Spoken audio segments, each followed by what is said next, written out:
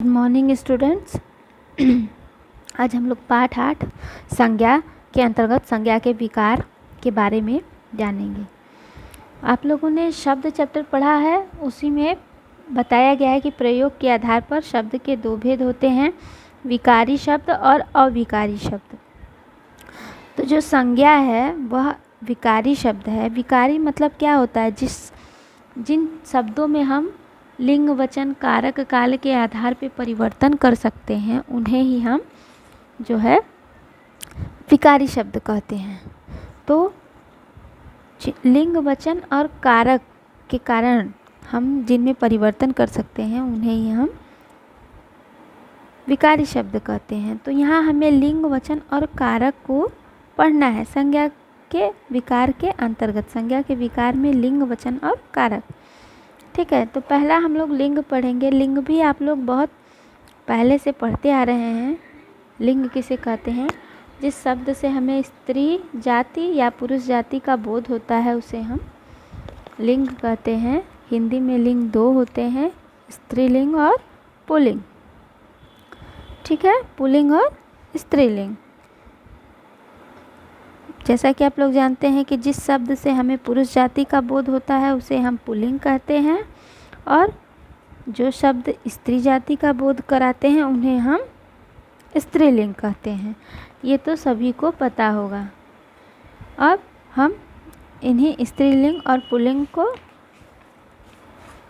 इनकी पहचान के बारे में जानेंगे कि इनकी पहचान कैसे करते हैं। तो लिंग की पहचान प्राणीवाचक संज्ञाओं में प्राकृतिक लिंग होता है, जैसे लड़का लड़की, माता पिता, चूहा चूहिया, सिंह सिंघनी, हथनी हथनी। प्राणीवाचक संज्ञा यानी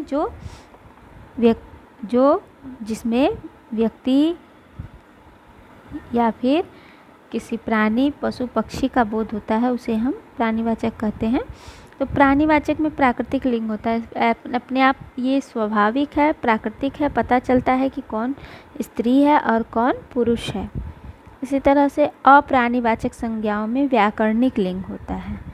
अप्राणीवाचक यानी जो निर्जीव चीज़ें होती हैं उनमें जो है व्याकरणिक लिंग होता है। व्याकरण के आधार पे, मतलब किसमें आ की मात्रा होगी तो स्त्रीलिंग होगा, किसी में ई की मात्रा होगी तो स्त्रीलिंग होगा कि पुल्लिंग होगा। तो ये व्याकरणिक जो है लिंग होता है। जैसे कमरा, पंखा, कागज आदि को पुल्लिंग, मेज़, दीवार, रात को स्त्रीलिंग मान लिया गया है। तो इनके मानने के जो है व्याकरणिक कारण होते हैं। मतलब व्याकरण के आधार पे इनको माना जाता है। और जैसा कि देखेंगे पद नाम सदैव पुल्लिंग होते हैं, चाहे उन पदों पर बैठा व्यक्ति पुरुष हो या स्त्री हो। पद नाम जैसे जो पोस्ट होती है, जैसे राष्ट्रपति है तो उस पर चाहे स्त्री कोई हो राष्ट्रपति या कोई पुरुष हो, उन दोनों को हमेशा पुल्लिंग ही माना जाएगा। उस पद को वहाँ पे पुल्लिंग या स्त्रीलिंग माना जाता है, न कि नाम को, न ही किसी स्त्री या पुरुष को। बहुत सारे पोस्ट होते हैं, राष्ट्रपति है, वकील है, डॉक्टर है, राज्यपाल है आदि, ये सब मंत्री आदि, ये सब क्या होते हैं? पोस्ट के नाम होते हैं, यानी पदों के नाम होते हैं। इन पर बैठा व्यक्ति चाहे स्त्री हो चाहे पुरुष हो, उन्हें हम सदैव पुल्लिंग ही मानते हैं, पुल्लिंग ही होता है। लिंग परिवर्तन। लिंग परिवर्तन बच्चों यहाँ पे देखिए दिया हुआ है कि या लगाने से कैसे पुल्लिंग से स्त्रीलिंग बन गया है। इसी तरह से यहाँ पे इका लगाने से, आनी लगाने से, नी लगाने से, आ लगाने से, इधर आइन, ई, इन, ये सब आप लोग एक बार रीडिंग डालिएगा, आप लोगों को समझ में आएगा। इसके पहले भी आप लोग ये सब पढ़े हैं। अब नित्य पुल्लिंग शब्द यानी जो हमेशा पुल्लिंग होते हैं। धातुओं के नाम, अनाजों के नाम, दिनों के नाम, महीनों के नाम, ये सब याद करने की चीज़ें हैं बच्चों कि ये सब क्या होते हैं? हमेशा पुल्लिंग होते हैं, इनमें स्त्रीलिंग नहीं होता है। महीनों के नाम जैसे मार्च, अप्रैल, जून, जुलाई, ये सब क्या होते हैं? पुल्लिंग होते हैं। ग्रहों के नाम, इसमें कुछ अपवाद भी होते हैं। अपवाद मीन्स क्या? जैसे कि यहाँ लिखा है धातुओं के नाम, तो धातुओं में चांदी जो है वो स्त्रीलिंग होती है। बाकी सब पुल्लिंग होता है। इसी तरह अनाज में अरहर और मूंग ये दाल होती हैं, दालें होती हैं। चना जो है पुल्लिंग होता है, चना भी दाल, चने की भी दाल होती है लेकिन ये पुल्लिंग होता है। लेकिन अरहर और मूंग क्या होगा, स्त्रीलिंग होगा। तो इन अपवादों को भी याद रखेंगे कि ये सब चीज़ें हमेशा पुल्लिंग होती हैं लेकिन अपवाद में ये स्त्रीलिंग होता है। जैसे महीनों के नाम में सभी स्त्रीलिंग, सभी पुल्लिंग होते हैं लेकिन जनवरी, फरवरी और मई ये क्या होते हैं, स्त्रीलिंग होते हैं। ग्रहों के नाम में सूर्य, चंद्रमा, मंगल, बुध आदि ये सब क्या होते हैं, पुल्लिंग होते हैं। लेकिन पृथ्वी जो है क्या होती है, स्त्रीलिंग होती है। इसी तरह से पेड़ों के नाम में सब पुल्लिंग होते हैं। लीची, नाशपाती ये सब क्या होते हैं, स्त्रीलिंग होते हैं। देशों के नाम भी हमेशा पुल्लिंग होते हैं। अब जो हमेशा स्त्रीलिंग होते हैं, स्त्रीलिंग में नदियों के नाम, भाषाओं के नाम, गहनों के नाम ये क्या होते हैं, हमेशा स्त्रीलिंग होते हैं। तो ये याद रखने की चीज़ें हैं बच्चों। अब संज्ञा के विकार में दूसरा है वचन। अभी हमने पढ़ा लिंग, अभी हमको पढ़ना है वचन। तो वचन क्या होता है कि जिस शब्द से हमें एक या अनेक होने का बोध होता है उसे हम वचन कहते हैं। हिंदी में वचन के दो रूप होते हैं, एक वचन और बहुवचन। जिस शब्द से हमें किसी भी संज्ञा या सर्वनाम के एक होने का बोध हो उसे हम एक वचन कहते हैं, और एक से ज़्यादा होने का बोध होता है तो उसे हम बहुवचन कहते हैं। बहु है ना, बहुत सारे, ठीक है। तो परिभाषाएं बुक में आपके सारी दी हुई हैं और जो हम इजीली बताते हैं वो भी आप लोग याद कर सकते हैं। शब्द के जिस रूप से एक प्राणी या एक वस्तु का पता चले उसे एक वचन कहते हैं। यानी जिस शब्द से हमें किसी प्राणी या किसी वस्तु यानी कह सकते हैं किसी की संज्ञा के एक होने का पता चले कि वह संख्या में एक है तो वह एक वचन होगा, और एक से अधिक है तो बहुवचन होगा।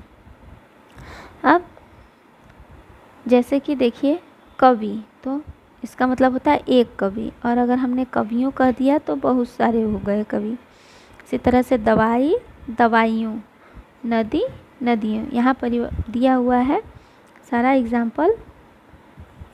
अब ध्यान रखने वाली बात है बच्चों कि कुछ शब्द सदा एक वचन होते हैं और कुछ शब्द सदा बहुवचन होते हैं।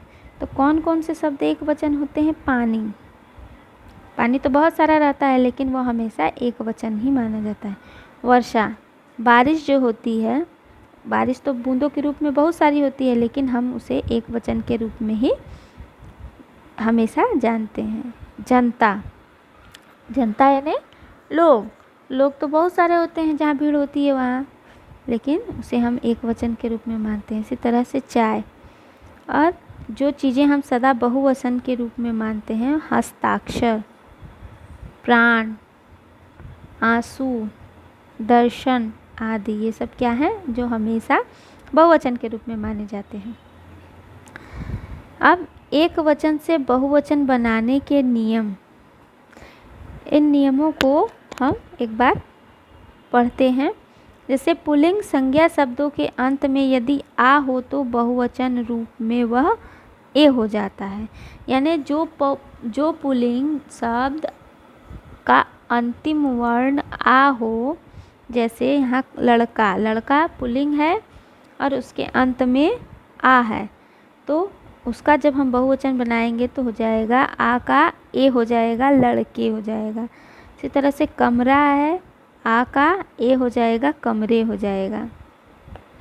दूसरा नियम है इकारांत। इकारांत मतलब जिसके अंत में इकार हो, इकार यानी ये ई, छोटी ई चाहे बड़ी ई, सॉरी बड़ी ई, यहाँ बड़ी ई की बात की गई है। जिसके अंत में बड़ी ई हो, इकारांत मतलब होता है जिसके अंत में इकार हो यानी बड़ी ई हो, तो वहाँ पर इया हो जाता है ना, इया हो जाता है।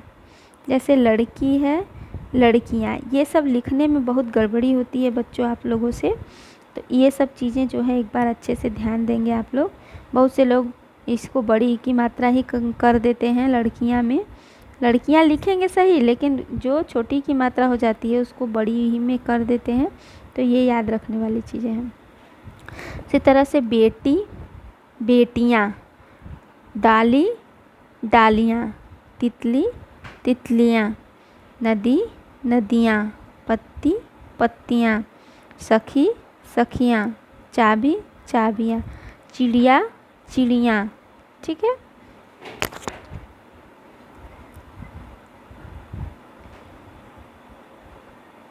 अकारांत और आकारांत शब्दों के अंत में ऐ जोड़ा जाता है। ठीक है, यहाँ पे देख रहे हैं चंद्र बिंदु लगा है। ठीक है, तो यहाँ चंद्र बिंदु तो हम किसी किसी में लगा है, लेकिन किसी किसी में चंद्र बिंदु की जगह मात्रा लगी हुई है और उसके साथ अनुस्वार लगा हुआ है। तो ये हमें देखना होगा, याद करना होगा। तो अकारांत जिसके अंत में अ हो या फिर आ हो, जिसके अंत में अ हो या आ हो तो वहाँ पर ए जोड़ा जाता है। बहन अ है, बहने। गाय अ है, गायें। मेज, मेजें। कथा, कथाएं। माता, माताएं। कविता, कविताएं।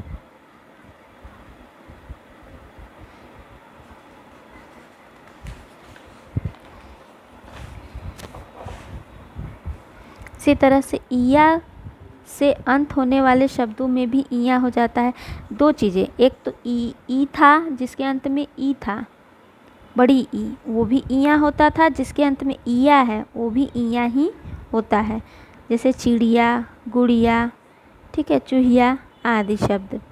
अब उकारांत, उकारांत और उकारांत यानी छोटा ऊ और बड़ा ऊ जिसके अंत में होता है वहाँ भी ए ही होता है, जिसमें अनुस्वार लगा अनुनासिक लगा है, चंद्रबिंदु लगा है। जैसे वस्तु, वस्तुएं। धेनु, धेनुएं। बहु, बहुएं। वधु, वधुएं। ये याद रखना है।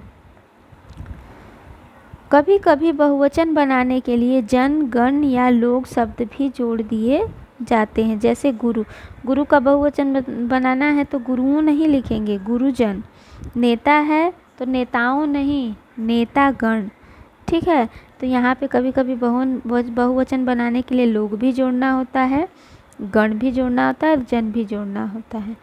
कुछ शब्द जो समूह का बोध कराते हैं हमेशा एक वचन में ही प्रयुक्त होते हैं। जैसे पुलिस, पुलिस तो सबके लिए, जितने भी पुलिस हैं सबके लिए हम लोग पुलिस का ही प्रयोग करते हैं, भीड़ और जनता। लेकिन ये हमेशा किसका ये होते हैं एक वचन में प्रयोग, इनका प्रयोग एक वचन के रूप में किया जाता है, लेकिन ये समूह का बोध कराते हैं। तो ये याद रखना है बच्चों। ये कुछ चीज़ें ध्यान देने योग्य दी हुई हैं, इन्हें आप अच्छे से रीडिंग कर लेंगे, बाकी